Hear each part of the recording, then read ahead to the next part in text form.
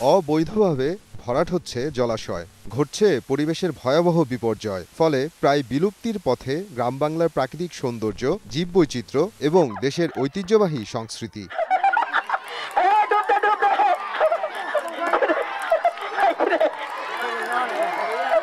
পরিবেশের ভারসাম্য রক্ষায় জলাশয়ের ভূমিকা নিয়ে জনসচেতনতা বৃদ্ধিতে আয়োজিত হলো ব্যতিক্রমধর্মী হাঁস ধরা খেলা। ব্যাপক প্রচারণার ফলে নির্ধারিত সময়ের আগেই জড়ো হতে শুরু করে শত শত মানুষ। পরে জনসচেতনতামূলক নানা স্লোগান সম্বলিত ব্যানার, ফেস্টুন নিয়ে খালপাড়ে মানববন্ধন করা হয়। ঈদের ছুটিতে উৎসবমুখর পরিবেশে এমন ব্যতিক্রমী আয়োজন বেশ উপভোগ করেছেন স্থানীয়রা।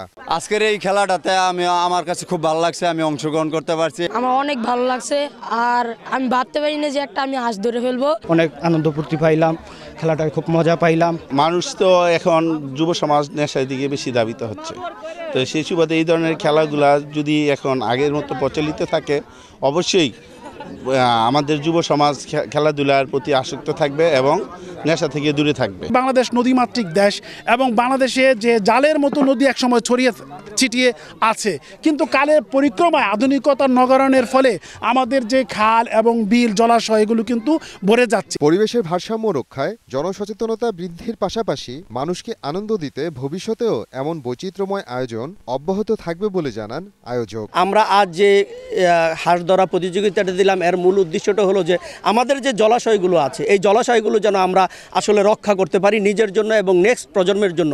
তাহলে আসলে আমাদের যে পরিবেশ রক্ষা হবে। কারণ যদি আমরা এই জলাশয় যদি রক্ষা করতে না পারি, তাহলে আমাদের পরিবেশও হুমকির মুখে এবং নেক্সট প্রজন্ম আমাদের হুমকির মুখে। খেলা শেষে আনন্দঘন পরিবেশে প্রতিযোগীদের হাতে তুলে দেওয়া হয় আকর্ষণীয় পুরস্কার।